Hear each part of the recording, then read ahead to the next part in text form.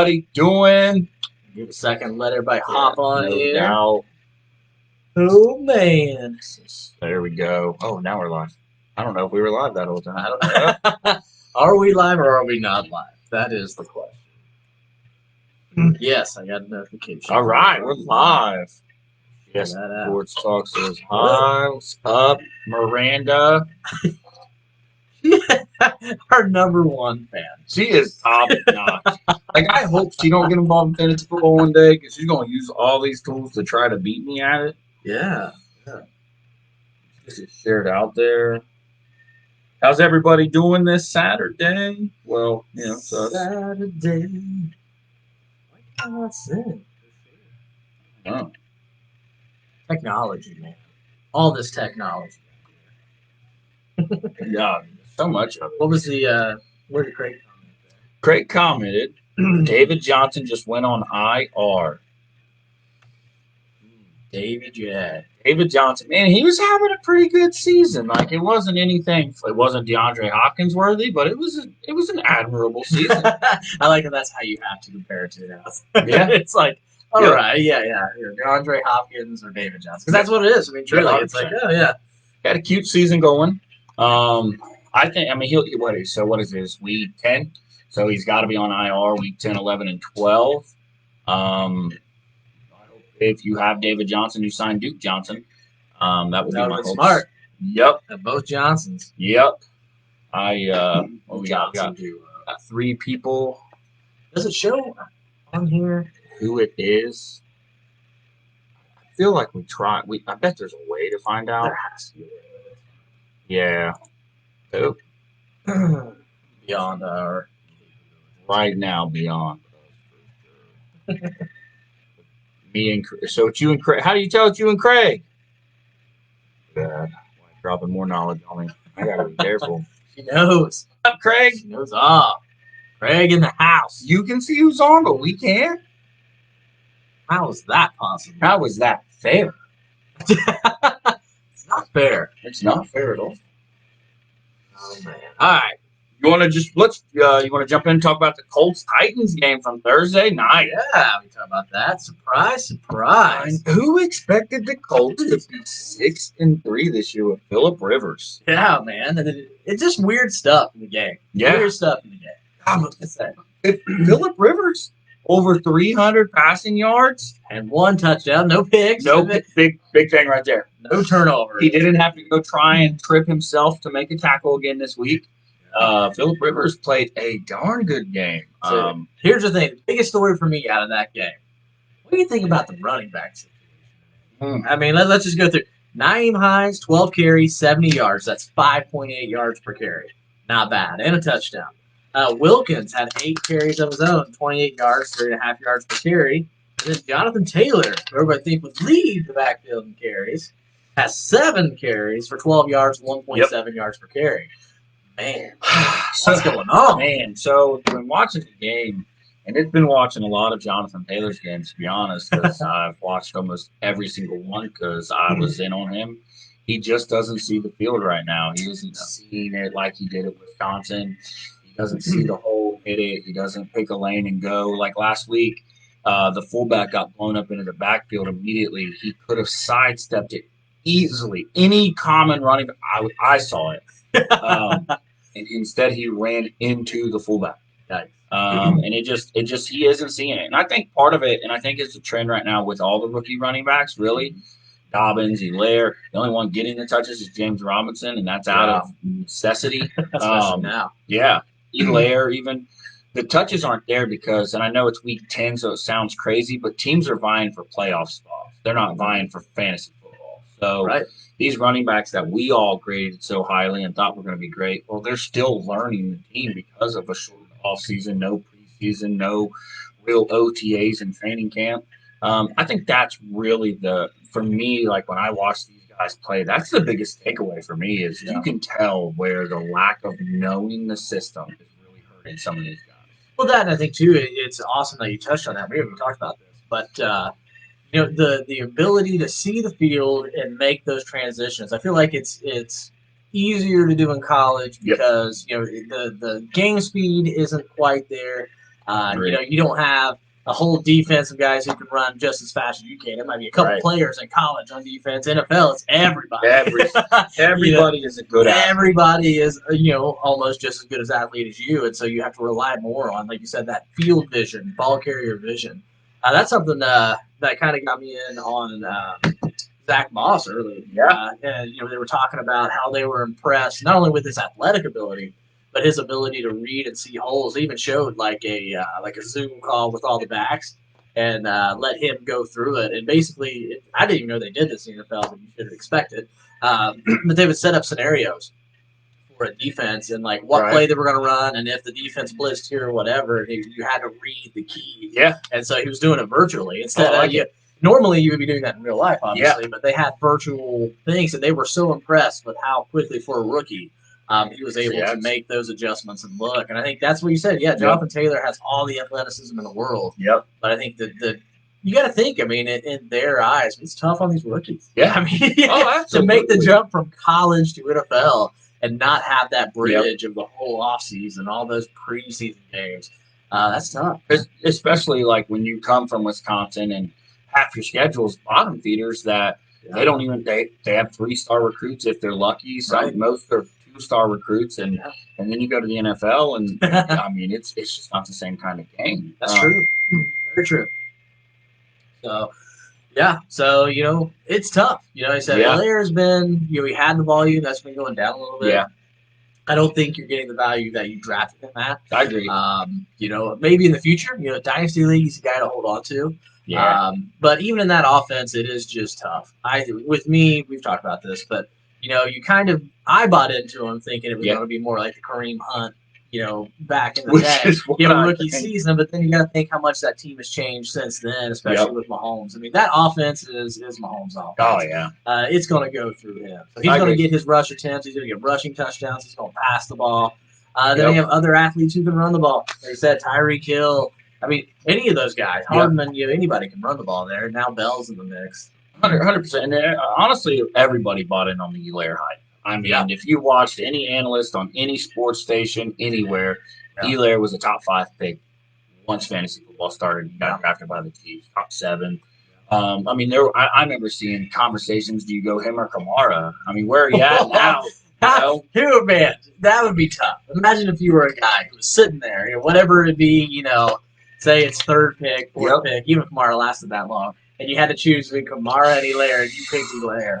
That is rough. And the guy right behind you is loving you right He is, no doubt. Say, man, I'm glad you picked Helaire. You dropped Bell, Craig. Honestly, at this point, I don't see why not. I was right there with you, Craig. It was something I just didn't think. Helaire was already kind of struggling, and he has all the athletic ability that you want. Yeah. And he was getting 20 carries, 25 carries a game. If he's not producing, being the sole guy in that backfield, man, you bring a guy in like Bell, who, again, isn't over the hill. I think he still has the athletic ability. But there's just no way. The only way for him to even be to get to Helaire's status, if he got all 20, 25 carries and Helaire got none, they're not going to do that. I think what's been the most noticeable thing is even after the signing of Bell, their lack of running back usage. Yeah. You would have assumed that it would have been up, and instead both running backs are getting 5 or 6 carries a game now. It's one of those things. I think for that team, it's just you don't have to run the ball. You have that much talent in the passing game, and with Mahomes who can throw it or take off and run. Yeah. You don't have to run the ball.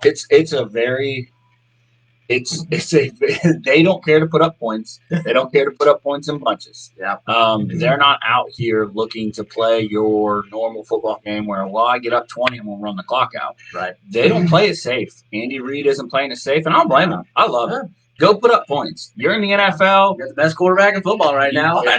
With one of the best wide receivers, one of the best tight ends. Absolutely. You're talking top 3 at least. It's arguable for number 1. Right. The top 3 at least, athletic ability-wise, for those guys. It Yeah. needs to run the ball. 100%. I mean, now hopefully not hopefully. I don't hate the Chiefs and I love my homies, but I would like to see the running backs get brought back into that offense a little bit. I would love it. Not now because they're not on my team. So next season if I get one.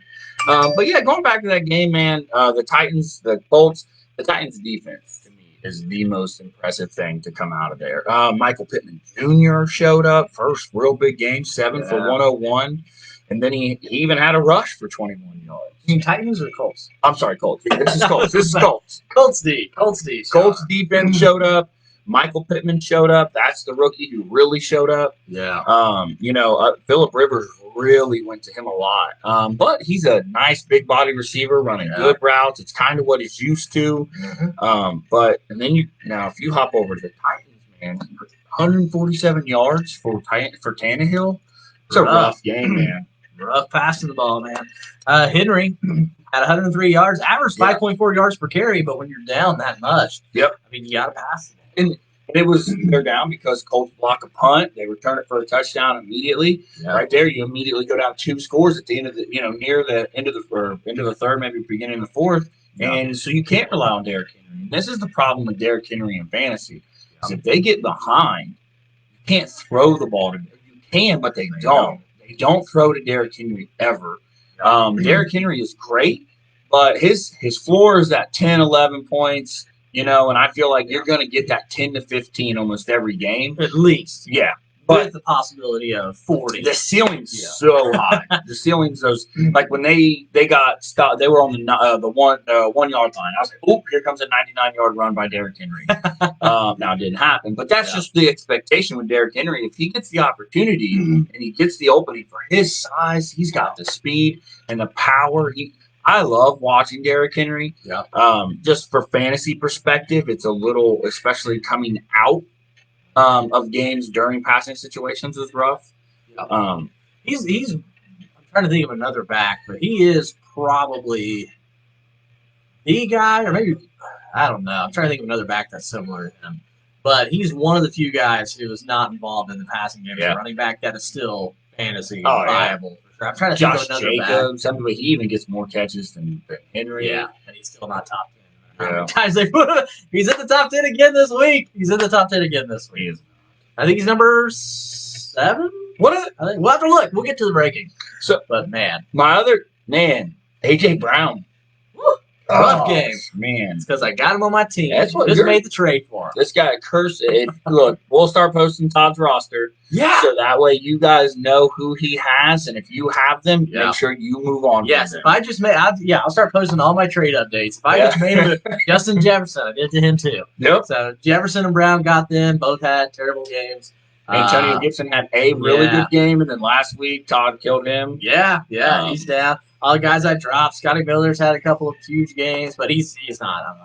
I don't know. Naeem Hines had him. Yeah, I bought him for like $39 $5 or something like that. Yep. Thought he was going to be the next beast, which he could be. That's it. To me, my opinion, even over Jonathan Taylor at this point was seeing the field. He's the best back on that best option. So.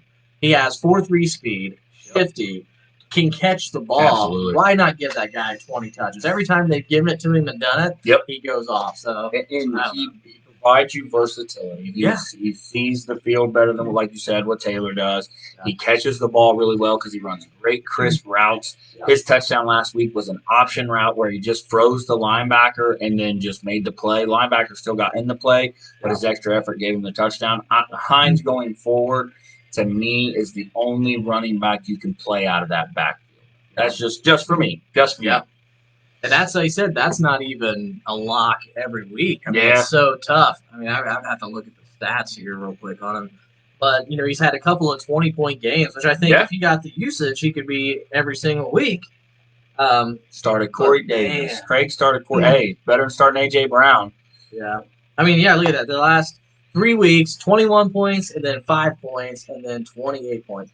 He had 21 points on 21% of the snaps, 10 touches. Like, man, that guy's being that productive. Like, there has to be stat guys. If we can sit here and look at an app, be like, Naeem Hines is looking pretty good. Like, but if you look at it, the last week that this happened, where he blew up real big, 20-some points, next week he got 1. Yeah. I said he had 21 the last 3 weeks, 21 points, and then 5, and then 28 points. It's like, man, if I'm that coaching staff, I'm giving the guy the ball. What about the Kyler Murray, Lamar Jackson debate? So, what's up, Chauncey? Thanks for the question, man. Yeah, how's it going? Great question. So, if we're taking the teams out of it, which I guess you can't do, I feel Kyler Murray is in a better situation to succeed as a passer Yes. with DeAndre Hopkins, with Kenyon Drake and Chase Edmonds and Christian Kirk, Andy Isabella. The Ravens, for me, and I'm a huge Lamar Jackson fan. I argue for him every week. I traded one of my favorite players to get him. I love Lamar Jackson, but they haven't went out and got Lamar Jackson a wide receiver yet. Marquise Brown, Hollywood Brown, Des Bryant, Willie Snead, Mark Andrews, Nick Boyle, Devin DuVernay, who's I know you're a big fan I don't know of. why they don't use him. I still, if come next year, if they would have traded for an Allen Robinson, if they get Lamar some help and they run the right type of offense, which by that I mean he is money in the middle of the field. He was torching the Colts in the second half. Lamar has all the talent. Lamar led that team. Look, Lamar was leading multiple touchdown drives. They fumble on like the 1 yard line. Gus Edwards does. I think Kyler Murray is in a system that fits more usage better. Yeah. But I still would take Lamar long term over Kyler. I like his running ability. I know Kyler's running a lot. Yeah. Lamar's proven he's going to hold up to that. I'll be interested to see if Kyler does. My only hope is Baltimore gets him the right weapons. I also want to see them use J.K. Dobbins more. I like Gus Edwards. I know Mark Ingram's coming back healthy. Yeah. I think it's time to let's see what Dobbins has. And then with the Ravens, like before the trade deadline, they tried to trade for Zach Ertz. I get it. Mark Andrews is good.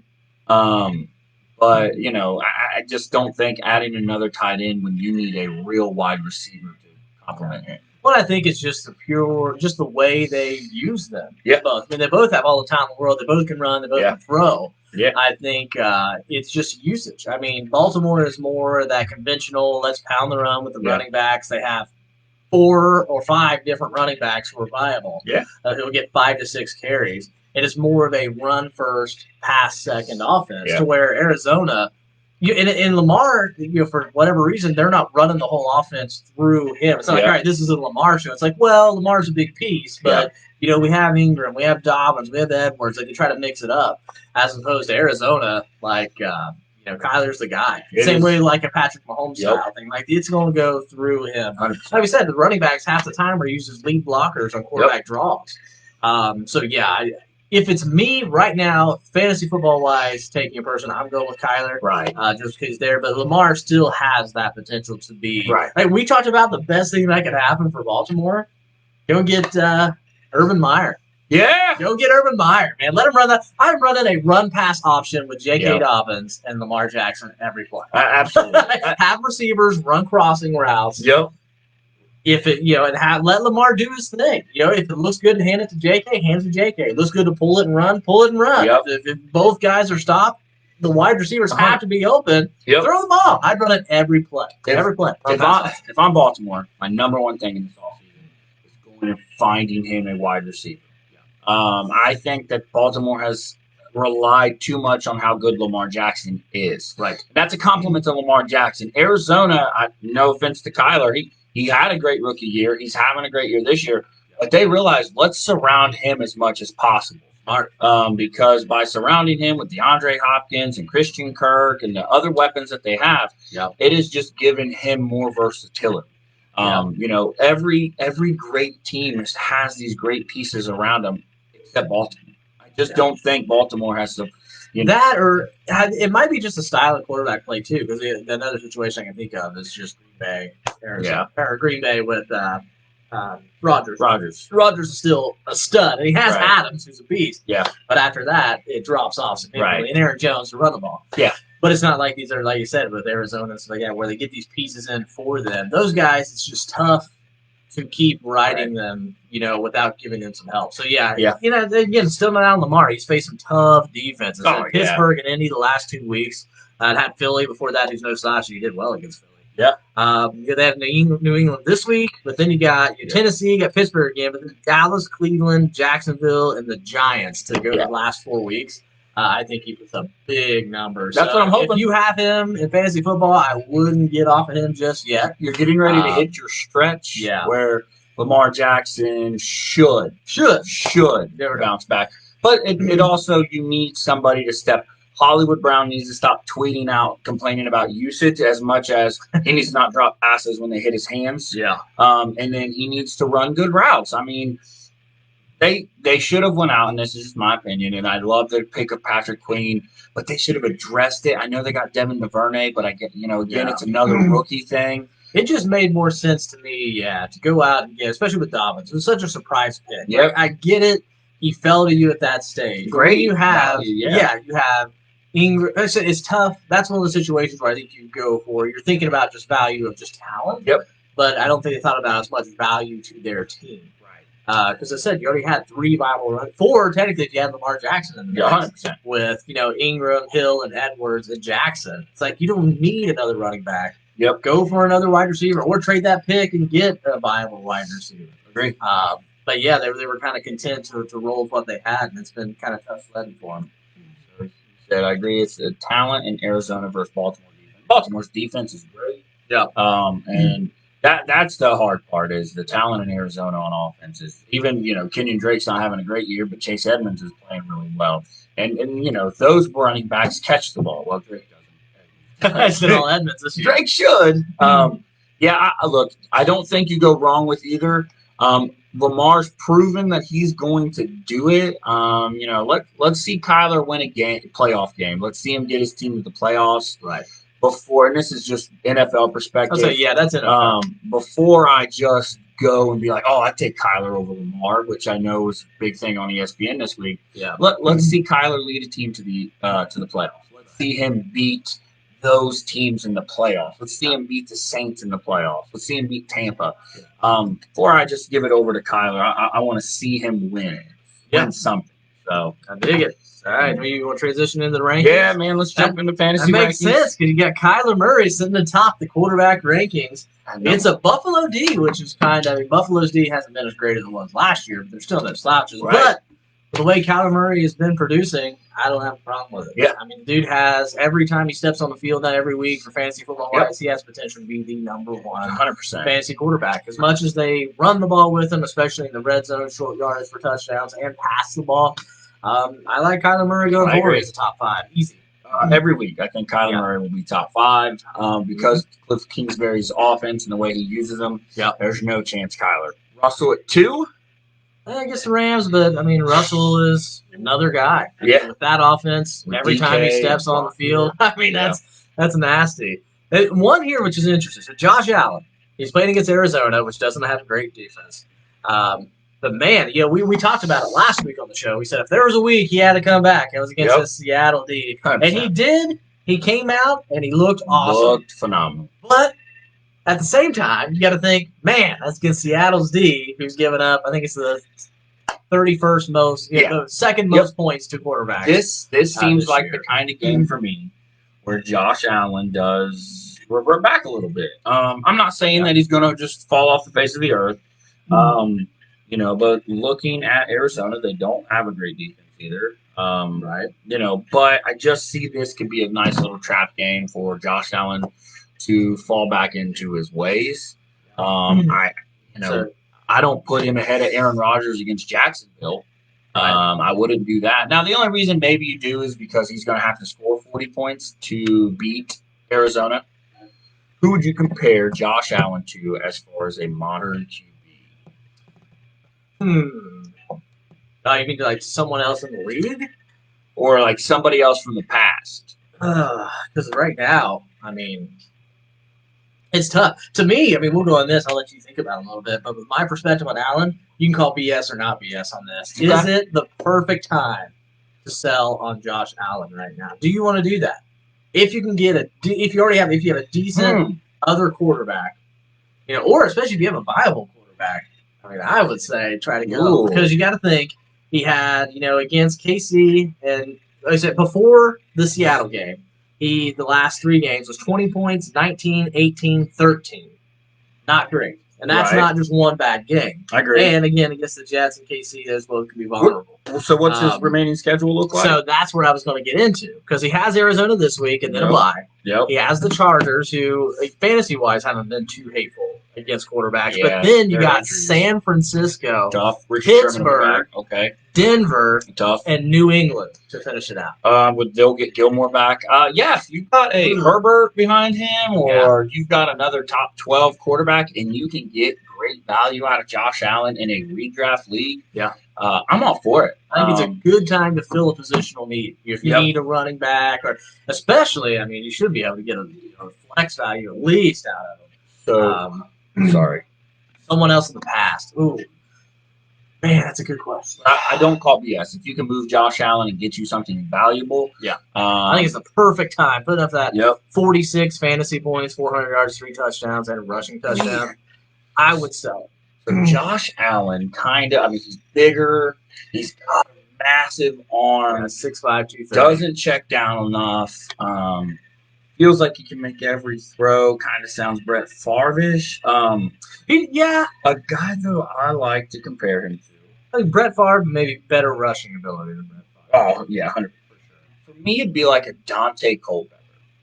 Culpepper could run the ball, and he had a cannon. But he wasn't like lights out, like like Lamar Jackson style. Even though I think I saw was it Josh Allen? I think it was something they clocked him at he had the highest. It was like 20-something mile an hour. It was like faster than all of Lamar Jackson's runs this year and stuff. It was like, man, maybe the kid can fly. Yeah, no, but yeah, I like that. Dante Culpepper. Huge big arm, can throw, can run, but again, not like the light up Michael Vick style. I'm trying to pull up my boy Dante Culpepper's rushing ability here. I feel like he was about the same. Like he would get decent. Yeah, he wasn't going to light it up for over 50 yards every game. Kind of like Allen's been. I mean, rushing 57, 19, 8, -1, 18, 42, 61, 23, that's a little 14. bit better than Culpepper. Steve McNair, I swear that was the other name coming to mind. Good. I like Steve McNair. I think he has a bigger arm than McNair. Kind of could be like, now look, I'm a Broncos fan, so it's hurts me to say, the way Elway played early in his career. The cannon was there. He would run. He was tough. He was gritty. But I can't say he reminds me of John Elway. That's disrespectful. But Steve McNair, that's solid comparison. Yeah, I like that. I like it. Dante Culpepper. A little bit of Favre in there because the thing with him is he thinks he can make every single throw. Yeah, and definitely tries to push it downfield. Yep, and Brett Favre always thought he could do it. That is true. Yeah, the passing ability, I would give it that. Has a crazy arm and thinks he can fit it in on a dime every pass and goes for it. So, if there's a guy, if you would ask who's a guy in the league, big arm and might force the ball a little too much, it's going to be Josh Allen. So, but that's a good question. I appreciate that. That's a solid question. Yeah. Big Josh Allen fan, though. I'm a big Josh Allen fan as soon as he starts to read progressions. Like watching him a lot, he isn't a check down kind of quarterback. He wants no part of that. He wants to throw 40 yards down the field every time to Diggs. Been successful this year, though, so I can't really say much against it. Yeah, we got Rodgers at 4 against Jacksonville. I think it's that at least, if not higher. Yeah, at the worst. I think the only thing that hurts them is going up too big. Yeah, they're up by 40 points, and going into halftime, and they just run the ball out the rest of the game. Watson versus Cleveland at 5. That should be a big game. Yeah, like that's I think there's no problem there. You got Herbert against Miami, which would be interesting because Miami's defense has been a little surprising. Getting healthier, you have Xavier Howard, you have Byron Jones. Their secondary is really good. I think it's a good test for Herbert. I think this is a great test. So far, Herbert's looked great. I mean, he's only getting better. It looks like to me. So Chauncey, if you're on here still, any other viewers on here because I can't see who's on here. Who do you take, Tua, Herbert, or Burrow? Oh, I've had this argument with a couple of my friends pretty heavily. Can Kamara get the MVP against Russ and Kyler? I don't think so. The NFL favors quarterbacks so much. Yeah. He would have to be 2,000 yards. Calf last year destroyed the NFL. Put up the scrimmage yards he put up, but they weren't winning. He was. I don't know. Was he top? He was like number 2 in rushing, and then he had more receiving. He had like 95 catches last year. Yeah, he was like, I think statistically, if you would split him up, he would have been like a top. It was like top 15 wide receiver, top 20 wide receiver. Yeah. And then he was the number one running back total. Yeah, he's number 1 running back and the 15th best receiver in the league, all in one. Like, I don't know if that doesn't get you an MVP. Yeah, it didn't even get votes. That's crazy. Yeah, so it's tough. It's a quarterback league, especially what Kamara means to that team right now. Yeah, I mean, he is that team in my opinion. It's not Drew Brees. It's not Michael Thomas. It's Alvin Kamara. Yep. I mean, he is. You take Alvin Kamara out of that offense, yikes. That's tough. Which will be interesting because he don't typically stay healthy the whole year. Right. So I'll be interested. I think that Russell Wilson, right now, if they continue to win, even though he's lost, I think Russell Wilson's the favorite. Craziest thing about Russell Wilson, he's never received one MVP vote in his entire career. Really? Never received one. I would have called BS on that stat. That's wild. Yep, never not in his career. What? Nope, not a first place vote ever in his career, which means he's never received one by the media voting. That's just despicable. He has been so good for so long. Yeah.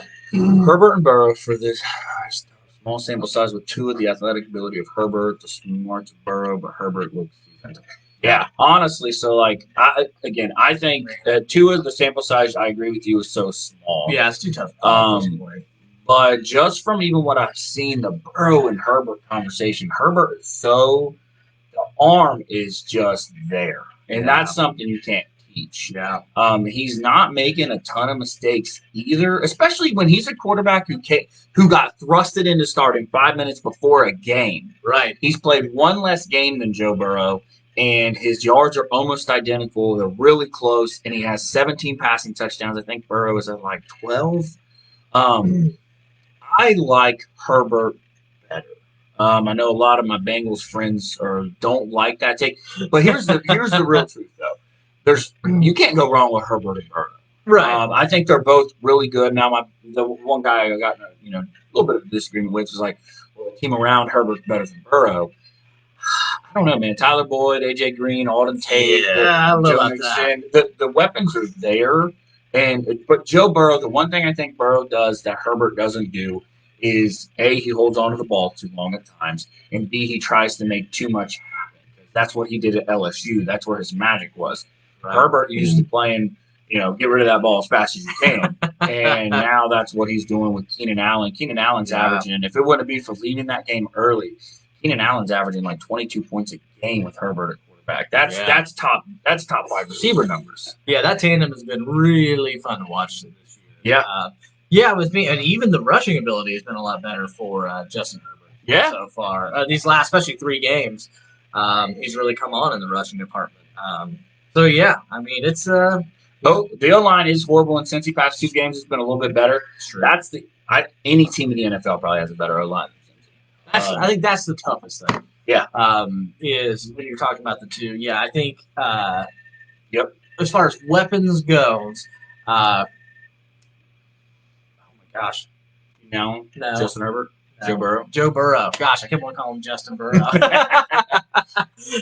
But yeah, Joe Burrow. Yeah, I think he has more talent to throw to in the backfield since Eckler's been out. Yeah. But that offensive line, and they're competing in every game with the injuries they do have, the injuries to Eckler, the injuries to Justin Jackson, the injuries on that defense. If that defense is healthy, that was such a good defense last year. They're winning more games than they're losing because they're losing in the last second of games. I got to call Anthony Lynn out on some questionable play calling last week. When you get down on the goal line and you're trying to win the game and you throw 2 fades, one to your 3rd string tight end, you got to stop that. Let's just not do it. You got to stop. I'm here to tell you, you've got Keenan Allen, you have Mike Williams, you have a quarterback in Herbert that if you need him to scramble, could even scramble. Throw the ball to Keenan Allen in the red zone. Let's not be cute about it. Like, let's just throw again to Mike Williams. Even if the other team knows it, go for it. Throw to Hunter Henry. Anthony Lynn. Yeah. But let's stop throwing to 3rd string tight ends on a fade. I need that to stop. Just stop it. Just stop.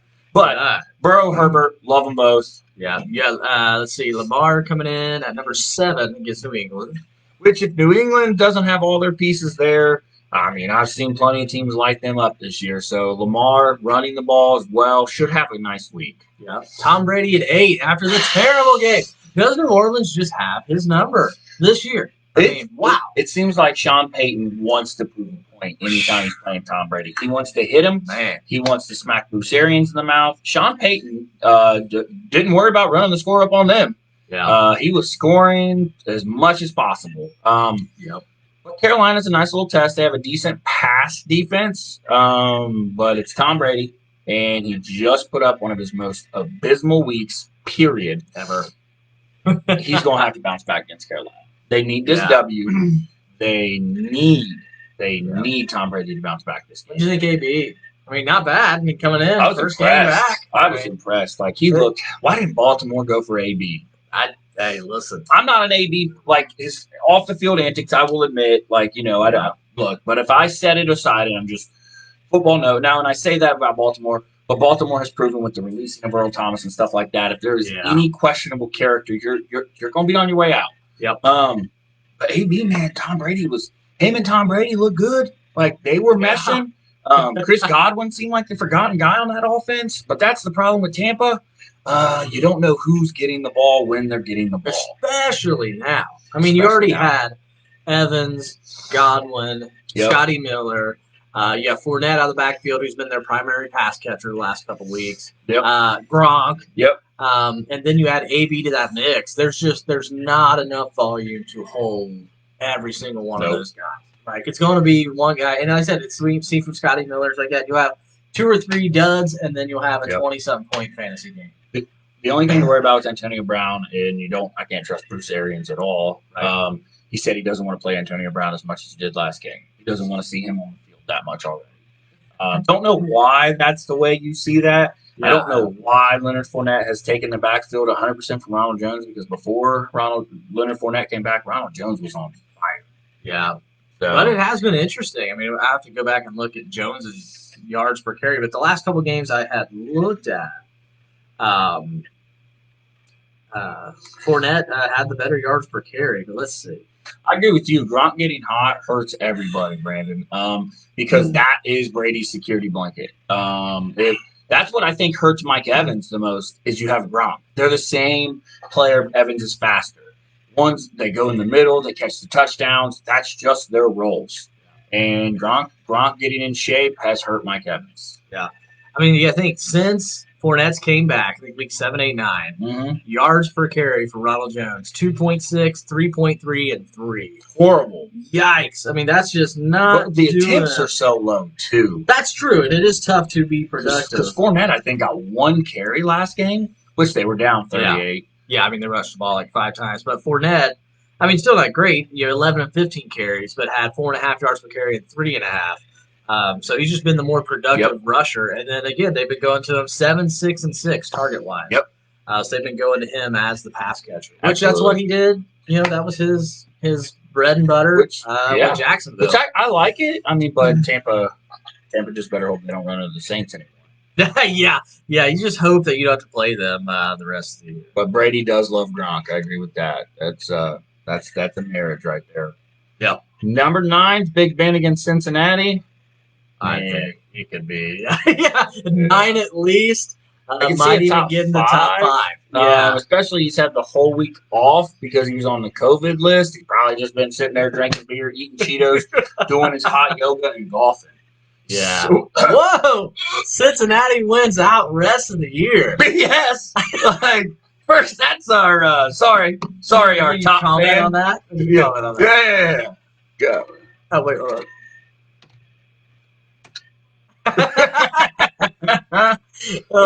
Brandon, buddy, man. Listen, I love my Bengals, but I don't know about them winning out. Yeah, man. But that's rough, man. That's real rough. I like Cincinnati, and I want you to have hope. I don't see any way Cincinnati wins out the rest of the year. If they win 1 or 2 games, I'll be impressed by it. Oh, mark it. All right, we will save it right now. If Cincinnati wins out, we will owe Brandon Eric Deddy something nice, something shiny. Because, man. All right, who else we got? We got Jared Goff coming in at number 10. He's playing Seattle, though. If you don't have a good week against Seattle, you just shouldn't be a starting quarterback. Let's just throw it out there. That's the test. Any team, you have a quarterback. At me after 8:30 tomorrow. Are they playing the late game or are they playing the 1 o'clock game? I don't know. Yeah, it don't matter. Pittsburgh's beating them. that prediction might be down immediately. Joe Burrow, number 12 against Pittsburgh. Boom. Yeah. I mean, he's going to have to be a top 10 guy if they won't win. This will be the best testament that Zach Taylor's a problem or not. You come out your bye week and you get romped by Pittsburgh having 2 weeks to prepare. You're the problem because you're talented enough to hang with Pittsburgh. And I'm saying that, not you know what I mean. I think the offense is talented enough, even though Joe Mixon's out, he's doubtful to play. So if you've got Gio Bernard, fire Gio up because I think it'll be a lot of check down situations for my boy Burrow. I think you're good enough to hang if your defense can make a few plays. Now the only problem is the only defensive guy you got is Jesse Bates. Right. The only other ones that stand out for me, kind of just in the rankings here, are guys that are just interesting to talk about. You got Drew Lock and Tua coming in at 17 and 18 spots. Drew Lock looking good. Drew Lock's been playing real well. Whew. It's just taken too long for Denver to get rolling in games. Yeah. But God, once Drew Lock gets in his rhythm, man, the dude's been nasty. Yeah, I'll be interested to see what he does against that Las Vegas D. Tua against the Chargers. Man, I see here on ESPN one person has him as high as 13. Man, he looked great in a game. Yeah, it's just so tough at this point to see what you're really going to do. If the Chargers defense was healthy, I would start the Chargers defense this week. But Bosa's out, Derwin James is out. They've got a lot of injuries. I like Tua. I just want to see more out of Tua. When I watch Tua play, I don't see the Herbert plays. I don't see the Burrow plays. I see safe plays, which is perfectly fine. But I haven't seen, and that's ultimately comes down to the fact that he hasn't had to. I don't think that he's made those wow plays that these other guys have made it. So, but ultimately, that rookie class quarterback, that top three was fantastic. Cam Newton, at 21. Yeah, nothing else jumps off the board to me there at QB. Yep. Go on to running back. Yeah, let's move to running backs. You guys got any questions? Start, sit, bench, trade, away. Let us know. We got you. Yep. So we'll just go top two. Easy picks, Kamara and Cook. Yeah. I mean, I don't think it matters what defense they're playing at this point. I agree. Those guys are just 100%. They are the offense. Both teams. I've sold out on Dalvin Cook. I mean, those guys, especially Dalvin. I mean, even Dalvin could be considered more the MVP than Kamara. Yeah, if they were winning games, which I guess they've won a couple, but Kirk Cousins hurts that team. Yeah, y'all should stop winning games. Get you a real quarterback. Aaron, what do you think? Aaron Jones at 3 against Jacksonville. I don't know how you argue it. No, I think 100% potential. Especially, I see them going up big and then riding Jones out. Miles Sanders, it's 4 against the Giants, which is interesting. I think they say he's 100% healthy, but you never really know until you see him on the field in the game. I mean, if his knee is good to go and he can make all the plays that Miles Sanders does, I like it. And they've got 2 of their starting offensive linemen possibly returning this week too, with Lane Johnson and Isaac Seumalo. Another interesting fact, they kind of talked about it this game, maybe even like easing him in, not giving him the typical workload that he's had, and letting Boston Scott keep a couple carries in there. So that's just been kind of it's been brought up. I would hope so, though, because... Right, you got to think of a real-life perspective. Maybe that's all right, let's just give this a little bit of a test without giving 10, 12 touches. And if he does great, then get him going. Because the worst thing you want to do is to go out and have him get big. Yeah, 100%. James Conner at 5 against Cincy. That's interesting. That was an interesting one. I don't know if I would put him that high. Right, I like James Conner, and he gets volume. I don't know that I want to call BS, but I don't know that I don't want to call BS on that ranking. I mean, I wouldn't have him that high. I mean, I might make him 9 or 10, like towards the back end of the top 10, or at 10, but 5. Yeah, that's tough. I mean, we'll see. Yeah. I mean, he might go out and put up 35 points. He'll need like 5 or 6 catches, a touchdown or so to get that 100+ yards. Yeah, but running back play's been so up and down this year. The top guys have been fantastic. Then when you get to the middle of the pack guys, it's been really up and down. Yeah, very really good games marked by not so great. Yeah, James Robinson, number 6 against Green Bay. I mean, he's that offense now, even in the passing game. Yep. So, I can't hate it. The touches should be there. We're talking 20, 25 touches a game. Yeah. I mean, I was going to say, the biggest thing for him, just is evolving the passing game. I mean, it's one of those. He is, he's going to get 20, 25 touchdowns. And that was our take earlier in the year for us, is he had to maintain the volume. If his volume dipped, then he was dipping. You couldn't, but his volume hasn't dipped. Well, and that's what he said. I mean, his biggest threat, which we didn't know at that point, right? Raquel Armstead was going to be out the whole year. You know, they were still talking. He was just going to be out for 2 weeks, COVID, and come back, but he had complications. And then Zigbo, hasn't been there. So, he's been the guy, and he's done everything. He's made great usage of it. He's taken his opportunity and ran with it. Earned that role. That's no longer a positional need for Jacksonville. Here we go. I get excited every week. Josh Jacobs in at the 7 against that Denver defense. Like, what are we doing to me? Are you going to call BS on that? Denver's defense, rush defense, is really good this year. Oh my God, quit it. Oof. Devontae Booker comes out and averages more yards per carry than this guy. Devontae Booker is stealing touchdowns from this guy. Yep. Look, the floor on Jacobs is steady. It's very steady, 10 to 12. Around 10 to 12 points. That ceiling's also 12 points. Okay, granted, he'll have a boom game. This isn't it. Yeah. The Broncos are going to beat the Vegas Raiders. What's up? Yeah. What's up? Finished under 13.5 points every game but 2. How is that in my top 7 every week? Yeah, how are you number 7 running back if you're putting up literally 10 points, 8 points, 10 points, 13 points, 6 points a game? You're upsetting me here, ESPN ranking. Stop doing it with Josh Jacobs. Put him at 11. I don't say nothing. Yeah. You keep putting him top 7, top 10. I got a problem. Call him out. That's especially the passing game. This is why I sold on him. I had it in Dynasty League, and I sold on him before the season started. They come out and they Gruden and everybody says, man, we're committing to getting Josh Jacobs more involved in the passing game. Yep. First game, he had 6 targets and 4 receptions. Since then, 3 targets, 4, 4, 3, 4, 1, and 1. Yep. He's had 1 reception. He's had 4 receptions in the last 3 games, 6 in the last 4 games.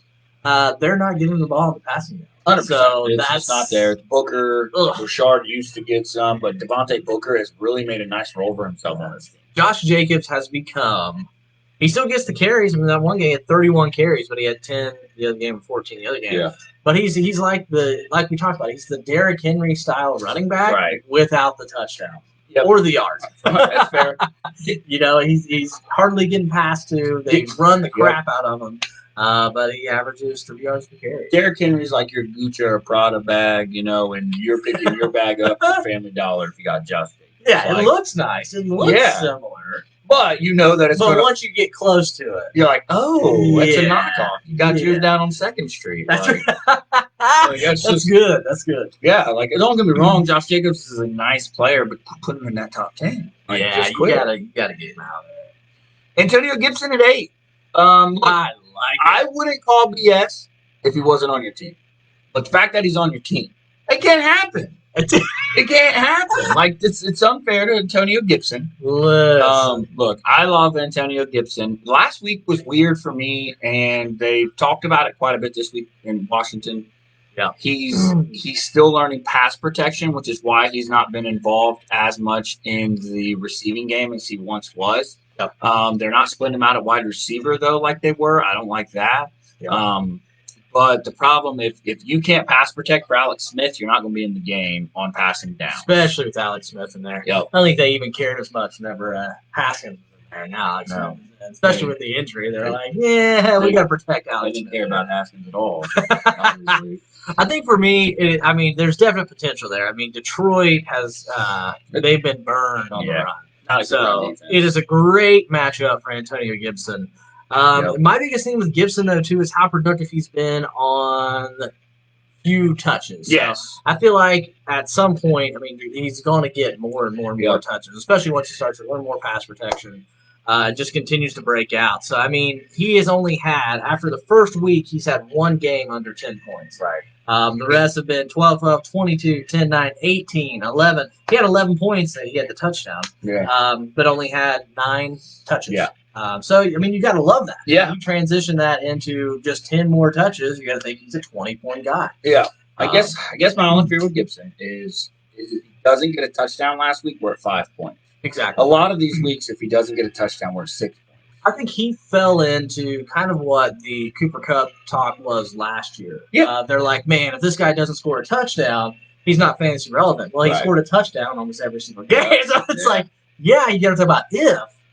But when you score a touchdown, every single, you got to think of this kid's career. Like I said, in the last 1, 2, 3, 4, 5, 6, 7 games, he has scored 5 times. I'm an Antonio Gibson fan.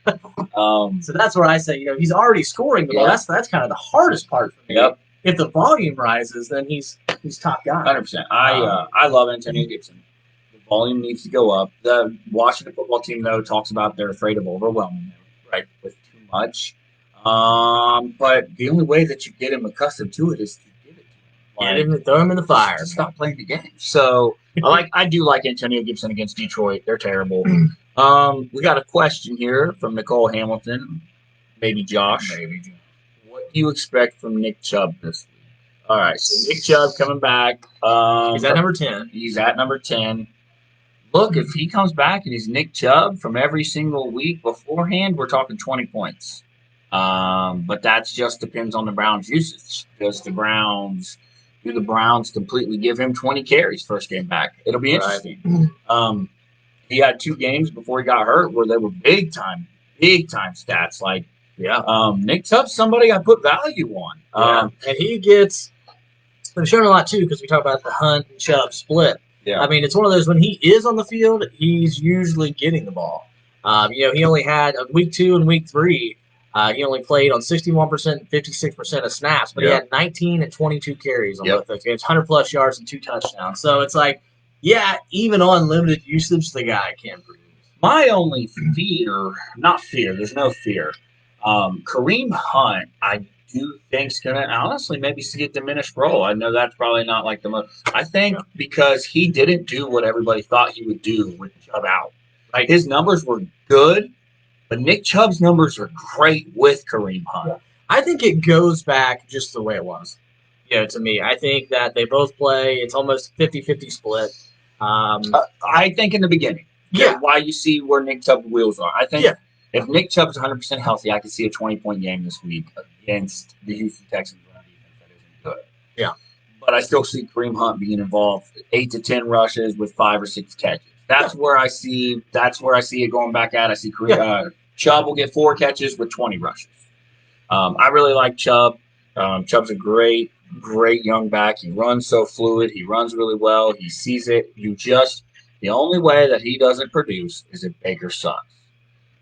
Because if Baker sucks, then you can just load the box every week and you can stop Chubb. You can't stop Chubb, but you can contain Chubb. Right. Here at 11, you got Mike Davis. I don't know. Tampa's tough. Not playing. Cap not playing. Yeah, that's a tough one. I mean, he might come in right at that, but I would say it would be there or lower. I don't know if he cracks the top 10. I think the problem for me with Mike Davis is towards the end of him starting, he really fell off. And then Christian McCaffrey comes back for 1 game and puts up 37 fantasy points in 1 game. First game back off an injury. He got 70% of the snaps. Calf did. When he was playing earlier in the season, it was 95% of the snaps. Still put up 30. Still put up 37 points. And that just goes like I know a lot of and a lot of people probably were like, oh, is Christian McCaffrey really that good? Because Mike Davis was putting up 20. Look, if Mike Davis put up 20, Calf's putting up 40. Like that, I think that's what he showed coming back. That's where his value is. Mike Davis could be a little high there at 11 for me. My phone. We got DeAndre Swift coming in at 13 against Washington. Might be a little tough. Swift, it's been. I mean, I think the talent is there. I think he's shown the most flashes. Him and Antonio Gibson, for me, have shown some of the best flashes of these rookie backs. JT has made some great plays where you're like, man, where's that at every time? Like there was one that was shared on BS Sports Talk where he destroyed the Titans defender this past weekend. Hit him with a truck stick, spun off of him, and you're like, oh, my God, where's that kid every play? DeAndre Swift showed the home run ability. It's just Matt Patricia not to get in his way. And that's, just with the usage. I mean, he's been involved in the passing game. He's had 4 targets or more in every single game except 1. Yep.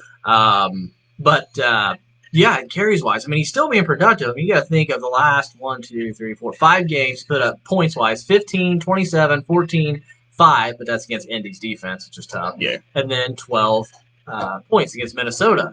The thing is, he's only been on the field for 37%, 38%, 46, 61, and 40% of the time. Yep. So he's been really productive with the Yep. touches he has gotten. But I think it's just up to Detroit if they get him on the field. 100%. I agree. I think DeAndre Swift, sky's the limit. He's your next stud PPR back. I really like DeAndre Swift. Pulling up some carry-on numbers there. Yeah. Both guys haven't been great. I mean, he's been the most used of late. You need to get Matt Patricia out of Detroit. All right. Yeah, get him out of Just get him out. He's ruining my boy Stafford's career. Yeah. I'm not a Matt Patricia fan. Go back to New England. Get your stuff out of here. Kenyon Drake coming back this Yeah. week, it looks like. I mean, they have him ranked. I don't know for sure he's questionable. Yeah, he's questionable. Interesting one. David Montgomery got ruled out, I think, right before we jumped on here. He's out this week. Make sure you move him out of your lineups. Yep. Gio at 15. I mean, he's playing Pittsburgh. Should have some check down opportunities. Kenyon Drake at 17. I think that's too high. You don't know that he's healthy for me. True. You don't know how they're going to use it. Yeah. That's the worst part for Kenyon Drake. I feel like he's very good. Yeah. The Cardinals just don't want to use him as anything other than a blocker inside the 20. Yeah, blocker and then run. I mean, he gets the attempts. I mean, in every game, you think of the attempts 16, 20, 18, 13, 18, 20, 14. So, I mean, he gets the rushing attempts, but they're just not very creative. And it's like everybody in the stadium knows it's going to be a run. It's like, all right, we're going to put the fullback in and a tight end. We're going to be an I formation. And everybody's like, yeah, this is going to be a run. Load the box. Yep. Like there's no trickery involved there, or no deception. Let's get some draws. Let's get some QB options. Screen pass. Throw the guy the ball. He didn't have more than 2 targets all year. He had 2, 2, 1, 1, 2, 2. And you got Chase Edmonds out there, though. He gets all the passing. All the passing. I think they've been much more creative in the way that they use Chase Edmonds than what they have with Kenyon Drake. Because I feel like they want to use Kenyon Drake like he is a Derrick Henry running back. And he's not that. And it's no knock on Kenyon Drake. No one else is Derrick Henry. Right. They just want him to run up the middle. They want him to get the tough 3-4 yards. But, guys, let's toss him the ball. Let's stretch the ball. I think he's in the open field. I think it's a classic case of, they just wanted to split it. They just said, okay, Kenyon Drake is our rushing back. Yep. And Chase Edmonds is our receiving back. Yep. And, that's how they play them. And it's almost easy to key on defense. Like, all right, Chase Edmonds, when they're both playing. Yes. Chase Edmonds in the game's going to be a pass. Yep. Let's all drop back. And then if it's going to be a run, Drake's in there, there'll be a run. Absolutely. We'll see with Drake. Going forward. Somebody else I like on this list a little bit better than where they're ranked, and that's just because of his volume usage, is Leonard Fournette playing Carolina. It's 17. I mean, I would put him higher than that. I mean, I wouldn't put him top 10. They got him 19 right here. So he's even down a little bit. Yeah, and for me, with him getting the volume he's getting, I like Leonard Fournette in that matchup quite a bit. But looking down the list, J.D. McKissick always has a chance with his receiving touches that he gets to be higher than that. Yeah, Phillip Lindsay, 28. You never know who's going to get hot, him or Melvin Gordon. But another interesting one to watch. Zach Moss coming in at 25 against Arizona. Yeah. Man, I don't know. We've kind of touched on it. Is he going to take over that backfield? To be trending that way. Yeah, since he's come back from injury, it does not look good for Singletary. It hasn't looked good for Singletary all year. That's because Singletary just don't look good. Right? And then Moss has looked good, especially in the short yardage and red zone and touchdown opportunities. I mean, he's had 3 touchdowns the last 2 games, and has looked good rushing the ball. And he's overtaking the majority of the higher snap count over Devin Singletary. Yeah, 54 and 56%. And Singletary's been at 48 and 45. Yeah. Last game, Singletary only rushed the ball twice. Yeah, he had 5 touches. Yep. Last week. So, man, I think we're looking at a changing of the garden there. Yeah, I think it's going to be going forward. I think it's a transition. It's going to be Zach Moss, going to be more of which I think just body type and the type of players they are. I mean, that would be it. Just makes sense anymore. Zach Moss, the number 1.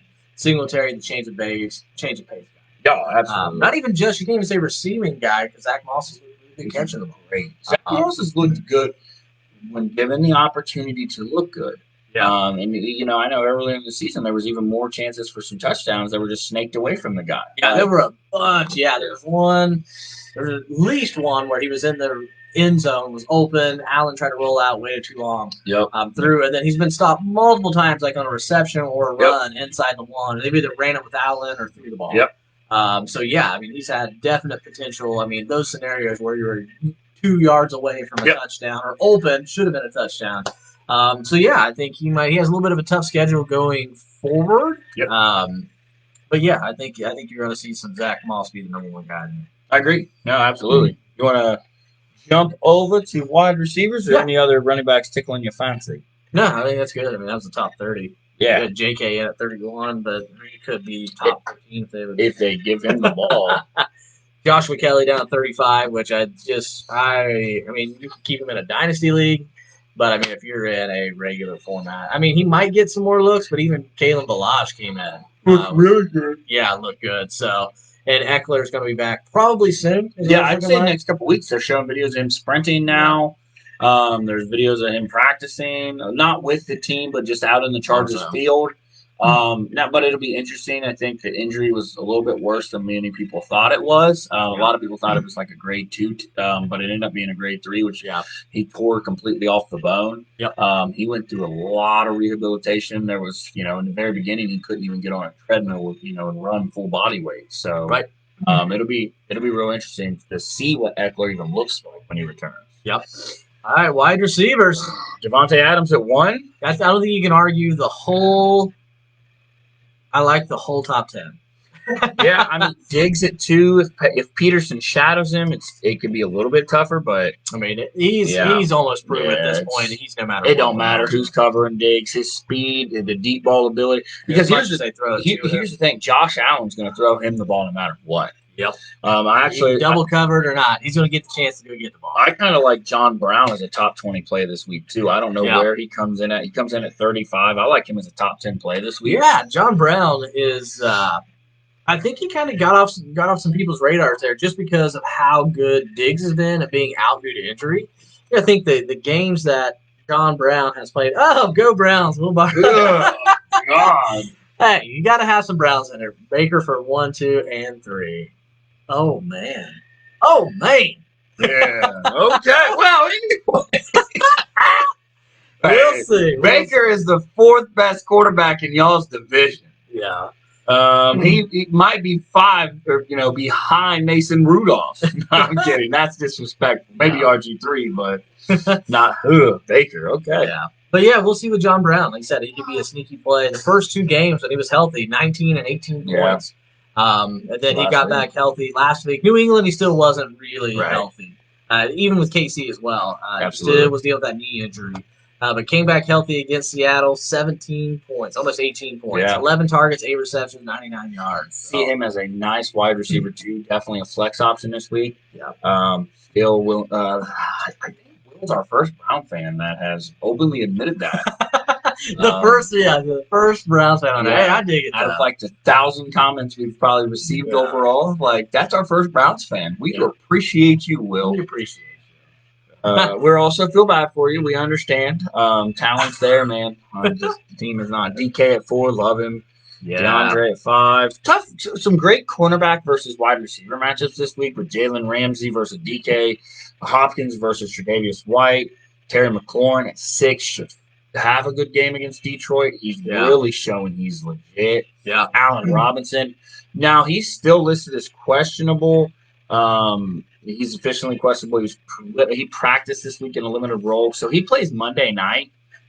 So that's just something. If you don't have Mooney on your roster, maybe pick him up heading into Monday night. If you've got Robinson and you're just not certain, Mooney's actually been the leading target getter. So I don't dislike it. You got Tyler Lockett at 8. This should be a bounce back week. God, this play is so up and down. You go for 50. And then 2 weeks before that, you're like, you don't break 8. 2 weeks after that, you don't break 8.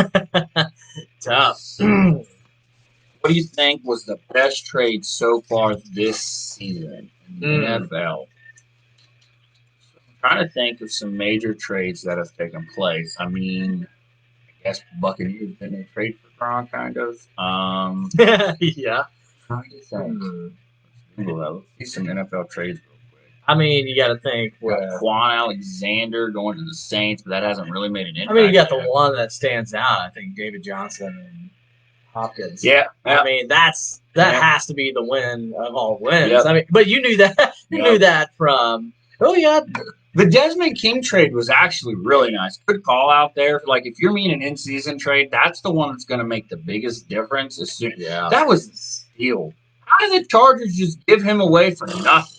Yeah. Like, good call there, man. Like, that's awful. The Desmond King trade, lights out during the season. The Titans will find a way to use him. I know, like the first week, he had like a 70-yard fumble recovery for a touchdown. Yeah. Overall, though, I do think DeAndre Hopkins to the Cardinals is the biggest one. Brandon Cooks getting traded from the Rams to Houston has quietly been big time. Yeah. Brandon Cooks is having a really good year. Yeah. I think Brandon Cooks is doing exactly what people thought he would. The biggest non-trade this year was the Green Bay Packers could have traded for Will Fuller and chose not to. Right. Thought that they were wanting like a second or third day pick, or I believe just a second day pick, which would have been a third. Green Bay didn't want to pay that to get Aaron Rodgers, Will Fuller. That to me is just disrespectful. Oh man, if O'Brien was still there, bro. If O'Brien was still there for Houston, they got him for a bag of Skittles. I mean, man. they might have got him a Happy Meal without the toy. No toy, you get the Happy Meal deal. And did you give me extra fries or apples? Yeah. Extra fries. He would have sold him in a heartbeat. Yeah. Like, I feel bad for Aaron Rodgers. Black and no trade day, but great call. That's the Desmond King of the Titans.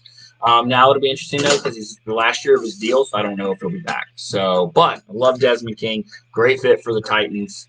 I like it a lot. Jamal Adams to Seattle is another huge one. Jamal Adams has just been hurt, and you can see how bad their defense is without Adams. Yeah, that was big. But Jamal Adams to Seattle, when he gets healthy and he's playing, he's going to help win them a playoff game. Yeah. Yeah, for sure. So back into the wide receiver range, you got my boy Mike Thomas at 9. Love it. Now we'll see. Just if they're up again 38 points, he ain't gonna get all the catches. Yeah. That's where, I mean, it is a little interesting with Thomas. Yep. We've got to see. He was only on the field for 55% of the snaps. 100%. 6 targets, 5 receptions, 51 yards. I mean, not a bad game, but it's not a Michael Thomas game. And it's so weird. With Michael Thomas this year, of course, he hasn't played, but, he has 15 fantasy points total. That's like half a game. For the whole year, but that's because he's been injured and been out and punching people and stuff. But, we'll see. I mean, especially with that injury, we talk about the high ankle sprains. Sometimes guys come back and they don't, even if they try to play out the season, they don't look 100%. Usually it has to take a whole off season of rehab. So it will be interesting going forward with Michael Thomas to see how they're going to need him to break out. Especially with the last couple weeks of the season there. What do you think of Chauncey's question there? Best upcoming NFL free agent. Oh, man. I got to think. So for me, Dak Prescott is number 1. And I think he is proving just how valuable he was to the Cowboys. Yeah. They are a disaster without him. But to them, they've committed to saying that he will be back and they'll sign him. They better. You never know 100% what teams are going to do, but I believe them in that aspect. I think they believe what they have with Dak. I think Dak will get paid. Yeah. But we'll see. Von Miller, for me, is a big free agent. Now, I know he's hurt. There's a ton of one-year contracts out there. A lot of rookie deals expiring, too. Von Miller potentially hitting the market. Does Denver decide to pay him after another freak injury? Here's the crazy thing about Von Miller, though, is he was supposed to be out for the year. He said he might be back in 2 weeks. But he's a freak. And if he does come and play, he's, I think, 31, maybe. But I think he was kind of. I mean, as a pass rusher, I don't, I mean, there's guys who've been doing it well. Oh, yeah. Jeez, how old was Suggs? Yeah, still. Up until last year was still doing it. Suggs was like, late 30, 36, 37 or something like that, and out there doing it. Yeah. But Brandon Scherf, Shaq Barrett, a couple other just random names. Not random. Brandon Scherf for the Washington football team, great guard. Shaq Barrett last year led the NFL in sacks. Patrick Peterson is a unrestricted free agent. Allen Robinson potentially. Like there's Yeah. there's a lot of guys. Trent Williams. Like there's a lot of guys. I think Justin Simmons for my other Broncos guys. There's just a lot of guys that have a potential to hit that market next year. That Mitchell Trubisky. No, I'm kidding. Mitchell Trubisky. Just kidding. Sign him. Sign that guy. So, but yeah, I would say Dak is probably the most. Yeah. It's just interesting to see what happens. Again, they said they're going to commit 100%. He's going to be back. Yeah. But you gotta see. Yep. See what the. I'm a big Dak fan. If they let him walk because they end up stinking and Washington football team can sign him, sign him because we're moving on from Haskins, unfortunately. Let's see. We got the Rams receivers, Kupp and Woods, both at 10 and 11 against Seattle D. I like it. It's depending on golf. Yeah. I don't think that they both finish that high. And I think it's because I don't think golf does as well as golf should. I think it's going to be one high, one low. Yeah, I could see a top 5 and a 20. Yeah, I think one's going to be probably 5 to 7, and the other one's probably going to be like 15. Yep. I think that's the way we've seen it with that team so far. It's going to be one or the other. Yeah. Ooh, heavy on Drew Lock.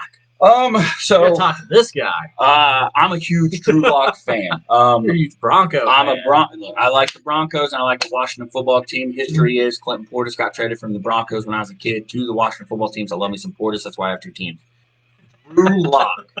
I think Drew Lock has everything to be great. I don't think he has the right coach to be great. Vic Fangio has delegated all the offensive stuff to Pat Shermer. And he did challenge Pat Shermer to give Drew Lock better plays. Drew Lock, late in games, has been lighting it up. Now, the problem is for Denver, I can't hold it against Drew Lock because Cortland Sutton's out. Noah Fant's been out. Melvin Gordon missed a game. Drew Lock missed some games. I think he's only like 14 career starts into his career. But KJ Hamler's improving. He's made Tim Patrick look really good. Jerry Jeudy's looked good. Jerry Jeudy has looked real good past few weeks for sure. His route running is so crisp. Like last week, he burnt the Falcons cornerback. He threw his hand up like he was going deep and then cut it back for a comeback route, and Drew Lock and had it down perfect. Yeah. Drew Lock, for me, is somebody Denver needs to not give up on. He has the talent to compete. Just love to see that Denver team get healthy. Our starting right tackle opted out.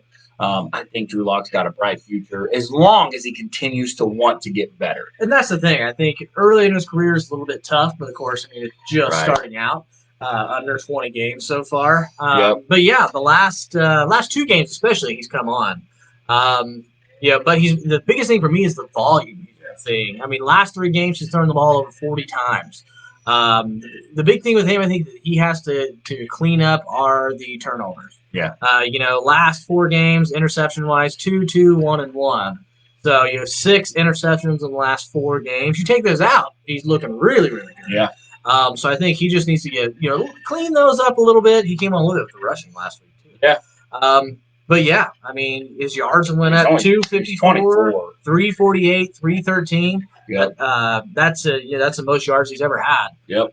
In his career, 5 touchdowns in the last 2 games. So yeah, I think they get calling better plays. Some of those weapons come back, especially once Sutton comes back next year. Sutton was back. And their right tackle. Yeah. Starting right tackle. Juwan James opted out. Garrett Bowles is horrible. Yeah, I think it's definitely he has a lot of potential, and Denver should continue to play him out. Play him out the rest of the year and then see where he's at next. He has shown a maturity and an ability to get better too. Yeah. And he hasn't let criticism, because Denver can be tough at times, especially on quarterbacks, because we came from having a goat, John Elway, and then we went to having another goat with Peyton.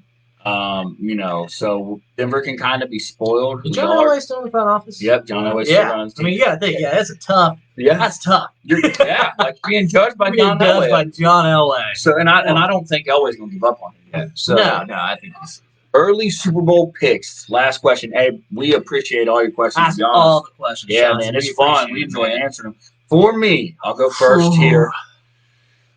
Chiefs, I think, are back. I think they get a chance to repeat. There's only 2 teams that I see in the AFC that will contend, and that's Pittsburgh.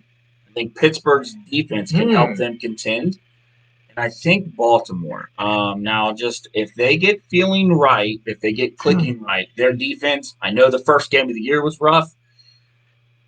Their defense is good enough to play with the Chiefs. I feel that Baltimore is better than what they have played at times. But those are the two teams in the AFC that I think can give any remote problems to the Chiefs. I know they've lost to the Raiders. I don't really worry about that. Yeah. My NFC pick. NFC is a lot tougher. The teams, to me, the Seattles of the world. You got Tampa Bay's. I like New Orleans. I like this to be Drew Brees right off into the sunset. I think with Mike Thomas coming back, Jared Cooks look great. Emmanuel Sanders has looked really good when not on the COVID list. Kamara's look great. And then they got Quan Alexander in a trade. Yeah. Marshawn Lattimore's great. They got Malcolm Jenkins back. They've got Chauncey Gardner-Johnson. They've got Demario Davis. They've got Cameron Jordan. They've got Hendrick. Like, I could go on and on about how well I think the Saints are well-rounded. The Packers let Aaron Rodgers down this offseason, throughout the season, by not improving his team. He is playing at a level to win a Super Bowl. Yeah, the rest of the team might not be there. So for me, Chiefs, Saints beat Chiefs. I think that, I'm going to call it a yes there. With me, I mean, I don't think anybody's going to come out of the NFC East. That's a terrible division. Then you got, I think, the big teams, I think, that have a shot still. You got the Seahawks, Packers, Saints, and then the Buccaneers, which are interesting. The big thing that I think I'm going to sell on the Buccaneers with, they have all the weapons, but just with the way, I mean, the Saints have got their number. I mean, I do not like their chances if you can hit have to go against the Saints. Yeah. Again, Packers look good. They just haven't addressed the weapons. I don't know if they can keep it up against teams like Seattle and New Orleans. I'll be interested to see Alan Lazard come back because he was having a great year with Rodgers. I think Carson will be. Is Carson coming back for Seattle? Yeah. I think I'm going to call Seattle. I think Seattle comes out for the NFC. Man, AFC. I mean, I think I have to go with the Chiefs. Anybody that I think Seattle and Chiefs. Yeah. So I think it's going to be Seattle and Kansas City. The only other teams I said I'll be interested to see how the Steelers do. Yeah. I think in the Colts defense has been lights out, and even the Titans. I think the thing that hurts the Titans, if you can stop Derrick Henry and force them to pass the ball, it's tough. I think it's the same way with Baltimore. If you put Baltimore in a pure passing situation, it's tough. Like, if they're down by 20 points, it's tough for them. They're not going to move the ball because they don't have that playmaker because Hollywood Brown has not stepped up to be the next big wide receiver. So I think, I like who are your Super Bowl picks, Chauncey. Is it Seattle, Kansas City? Let us know. Yeah, let us know. But yeah, if I had to go with it, I think it's going to be Chiefs and Seattle. But I am interested. I think Steelers have that potential to go up against the Chiefs. When you think about a team, you have to have a great defense and you have to have a lot of options on offense, and they have that. Claypool's look great. Juju's he's there. You have Deontay Johnson. You have Connor. You have Ben Roethlisberger paired with that defense. For me, I need to see somebody beat the Chiefs before I take the Chiefs off. Right. Because even if the Chiefs play Seattle, Seattle's defense is so bad, we're looking at Mahomes going for 500. That's the thing. Yeah. You have to, with that, I think the struggle with the Seattle being Chiefs, it would be tough because that defense is so bad. That's kind of the same reason that I think I favor the Saints. That's because even when the Saints' offense isn't clicking, that defense hits. That defense starts to play really well. That's interesting. I think the only way the Chiefs don't win the Super Bowl is if somebody from their division, a.k.a., Pittsburgh or somebody like that. Because, again, I just don't – I don't know. I don't know if the Saints beat them. It's a good conversation. Yeah, I don't know if the Saints beat them. I don't like them against Seattle. Again, I love Russell Wilson. That offense can put up crazy numbers. DK Metcalf looks like the next best wide receiver at 22 years old. Kid is phenomenal. Yeah. Then they play hard. Seattle plays hard. Yeah. Jamal Adams coming back could flip this defense. But Jamal Adams plays so close to the line of scrimmage. The reason why I like a Malcolm Jenkins in the Saints is Malcolm Jenkins will take that tight end, Travis Kelce, And he'll cover him. He'll shadow him the whole game. And then you've got Lattimore to play Hill. Then you have Janoris Jenkins. And just, I think the Saints have done a really good job trying to compile a team to compete with these high-scoring teams. Yeah. And then Drew Brees is, and I know a lot of people are like, oh, he's done. He's come out these last 3-4 weeks and really played great football. Yeah. So, I would put New Orleans in there, too. I think it'll just be interesting. If the Seattle defense gets even remotely better, they should have gone out and got Desmond King. Man, yeah. I think the conversation, might be different. I would definitely put them as a lock if you got somebody like Desmond King for that. Yeah. Shore up the defense a little bit. I would say they're coming out of the NFC. NFC Championship game for me will be Seattle versus Saints. But the Saints find a way to lose every year. They find a way to lose. But I like Saints Seattle. And then AFC, I like Chiefs Steelers. I love the. Oh my God, those are just exciting games. Those are good games. That'd be awesome. I'd be pumped if that's Slayer. The only reason that the Steelers can lose is Big Ben still will make mistakes because he still makes. That's like a Josh Allen comparison right there, just a little bit slimmer. Is Big Ben and Josh Allen both have these cannons and both like to throw into these windows that aren't always there. So awesome questions, man. I appreciate it. Yep. So back to the ranking. So just to finish out the wide receivers. Loads up. We were on the Rams. Will Fuller, Chiefs Saints would be so much fun. I agree with you, JC. That is a Super Bowl. Like let's have it. Yeah. Chiefs and winner between Ravens and Steelers. I like it. And I think the Ravens defense has enough to. I mean, the Ravens were beating the Steelers. Lamar just 2 picks and a fumble. Yeah. I think that's where the Steelers defense puts them a step ahead of them, in my opinion. Just because those offenses both look great, and the defense is the kicker for me. And you need Mark Andrews to come out whatever he's in. Yeah. Mark Andrews, on somebody I was debating it with, was like, "Oh, he's on the verge of being Kelsey or Kittle." Mark Andrews isn't close to those levels. Mark Andrews right now. No, he's find a spot, catch the ball, and fall down. Yeah. He is not making plays, and he's not even catching and getting open like he was last year. Back to the wide receiver rankings, you got Will Fuller against Cleveland. Depends on Denzel Ward's health, but he's game every week. Deshaun Watson be getting him big. Yeah. Tyler Boyd against Pittsburgh, coming in at 13. If Cincinnati is contending in this game, I think Tyler Boyd's got to be a top 10 wide receiver this week. Yeah. For 10 catches. Yeah, I might call BS on it. I think he gets top 10. Okay, so you're beating on the rankings. Okay, just on the rankings. I agree. Yeah, not on you. Yeah, but I call BS on the 13th spot. I think he comes out, he gets enough volume. They're going to have to pass the ball. Yep. They're not going to be up big on the Steelers and run the clock out. So they're going to have to, Joe Burrow's going to throw the ball 40 times. Tyler Boyd has been his best target so far this year. Tyler Boyd's look good. Yeah. So I put Tyler Boyd at top 10 this week. Yep, 100%. You come on down the list, you got Robbie Anderson, who is quietly having a phenomenal season for Carolina. Him and Teddy Bridgewater's been a pleasant surprise. Quarterback is not a need in Carolina. Right. You got Adam Thielen at 15. I don't even know that I like him there. Chicago's got a great pass defense with their cornerbacks in Fuller and Johnson. You are relying on Kirk Cousins there to make you that good, and I just don't like Kirk Cousins. They are somebody who needs to be in the market for a quarterback. Yeah. They need a nice big arm quarterback for Justin Jefferson who still throws between the numbers. Like, I'm not sold on Kirk. That's why I wasn't upset when Washington let him walk. Not a Kirk Cousins fan. Yeah. Here's an interesting one I was going with. They have Brandon Cooks at 17 against Cleveland's defense.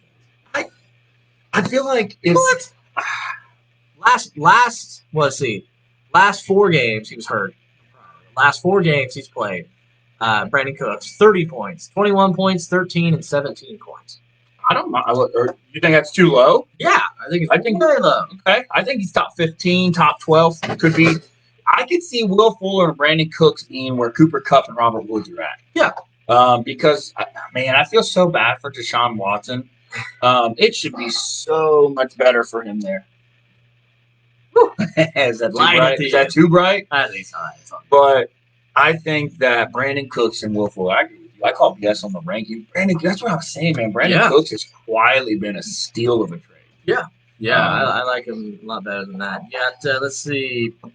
Fulgham at 16. Been He's really good. Yeah. We'll see how they continue to use them once everybody comes back and gets healthy. A lot of people are supposed to be back, but man, if you're them, don't give up on Fulgham. Yeah, I like it.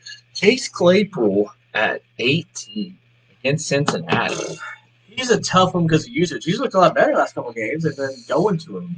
He's not been as big play because people are understanding who he is now. But the volume has been getting up a little bit. I think that's his biggest question mark. I mean, if he's getting 10 targets a game, he's definitely top 15 fantasy easy.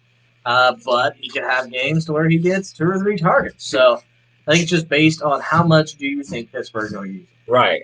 Juju for me coming in at 20. That's interesting because I feel like he's gotten healthy, and the past few games for him have been last 3 games 17, 13, 21, and the targets are up. So, 3 weeks ago, he had 14 targets, 9 catches, 8 targets, 7 catches, 7 targets for 6 catches. Yeah. Put up a touchdown. Juju's kind of breaking out of that slump. Love it. Because I'm a big Juju guy. I wanted to see him really succeed after Antonio Brown left.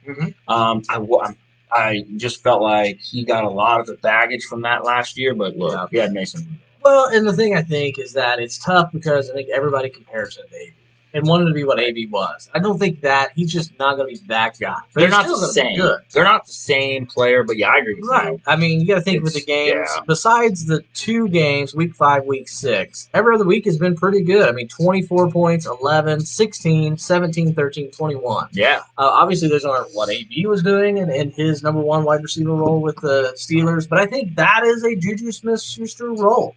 Right. I just don't think he's going to be that AB role. I think it's going to be a more, like I said, spread out look with the 3 wide receivers instead of relying on the 1 in Pittsburgh. I agree. I think Juju's another one of those guys that his deal may be up at the not up at the end of this year. Could be. I'm thinking he's close. He might. Yeah, be a free agent. He might be. After this season, Juju's a free agent. That'll be a nice. He's young. He's still very young. He's 23. Woo! Man, that's crazy. And he's already had a great career. He's been in the league 4 years already. 23. Yeah. For me, that's nice, man. Juju just cracked that top 5 list for me of upcoming free agents. I like Juju. Yeah. You got what do we got here? T. Higgins at 22. Man, that's a rookie that has quietly had a great year. Yeah. You got DJ Moore at 24. They need him to be better than that to beat Tampa. Yeah. Brandon Ayuk at 27. Jerry Jeudy at 26. Jerry Jeudy could have a really nice game. Yeah, I like Jerry Jeudy better than 26. I mean, when you look back at his last 2 games, when he's been on the field more, if he was getting that 56, 70%, 67%. Yeah. When he's been on the field more than 75% of the time. So, last 2 weeks, 89%, 82%, 11 points and 25 points. Yeah. The biggest thing for me is the yards per catch, 18.3 and 17.9. Nice. So dude's going out there and getting it deep. Yep. Drew Lock's looking better. I like me some Jerry Jeudy. I agree. 100%. I think Jerry Especially Jeudy, with Sutton being out. I think he's definitely a top 20 potential play this week. So, yeah. Justin Jefferson at 28. Man, that's a boy who fell off a cliff. I blame Todd. Who's that? Justin Jefferson. Oh, man. Todd's fault. I know it. You go with Christian Kirk at 32. I have to like him better than that because Christian Kirk has been playing so stinking well, man. Yeah. Christian Kirk's season, this is what I think they expected to get out of this guy. He is looking like he is turning into Kyler Murray's favorite target. Yeah. Now, again, he's on DeAndre Hopkins, so you're not going to outdo Hopkins. But his last 4 games for Christian Kirk, 12, 23, 20, and 24. Like the consistency there. He's seeing the field more. Now, last game, surprisingly, against the Dolphins, it went down a little bit. But he had 5 catches for 122 yards and a touchdown. Like, Christian Kirk's numbers are just getting up there, and he's catching touchdowns. So that's big. That's huge. Yeah, sure. All right, man. What do you think? Yeah, I think that's it. John Brown, 35. I see him being a little bit higher. Yeah, I would put him way above 35, especially being healthy. Hunter Renfrow against your Broncos. Slot guy against that secondary. Man, if Bryce Callahan gets to play in the slot, I don't see a huge game for Renfrow. I like Renfrow, though. I think that right now they have him ranked at wide receiver 46. Yeah. Denver's pass defense has quietly been good. Let's go look at Hunter Renfrow. I think just get him on the field. Yeah, you think of his snap percentage is so bad. The last 4 weeks, snap percentage wise, 35%, 54, 21, 57. So he's lucky if he gets on the field half the time. Yeah. For them. I'm just not sure with that team why you're not trying to get him more involved. I mean, obviously you have Henry Ruggs and Aguilar's been pretty good. Yeah. Maybe there's just so many options that are around the same talent. I don't see a huge game for him. I see it being all right. I see it could be, they can stretch the field a little bit with Ruggs this game, maybe. I don't know that Renfrow has a monster game. Yeah. The Ruggs has been one team wise. Sorry. No, you're good. You're good. Who has not looked great. Yeah, not good this season. If you invested in Henry Ruggs this year, everybody thought he was going to come in and be great. Man, it's been tough. He's been playing a lot more. Yeah. He's been last 3 games, 73%, 75, 76. So he's been on the field 75% of the time. Yep. He's had 4 catches for under 50 yards. Yeah, it's not 3 games. It's not good. I don't know what's going on with that passing game, but this week, I'm not a huge fan of Hunter Renfrow. The Denver defense is actually surprisingly not bad. We've got a decent secondary with A.J. Boye and Bryce Callahan. Their safeties are good with Kareem Jackson and Justin Simmons. I think the biggest thing with that passing attack, too, I think they've just relied so much on Waller. He's been the guy. You think with him, he's on the field for almost 90% or more every single week. Of snaps, and we look at his targets, 12, 7, 9, 6, 10. Yeah. And he's getting touchdowns. He has 4 touchdowns on the year. Yep. So he's been kind of the guy, no matter what. He's the only one with consistency in the receiving. Yeah. And I think that's my only problem with Renfrow is the lack of consistency. And Derek Carr's not playing bad. It's just he's only locked in right now on Darren Waller as being a consistent 5 to 10 target of game kind of guy. So. Yeah.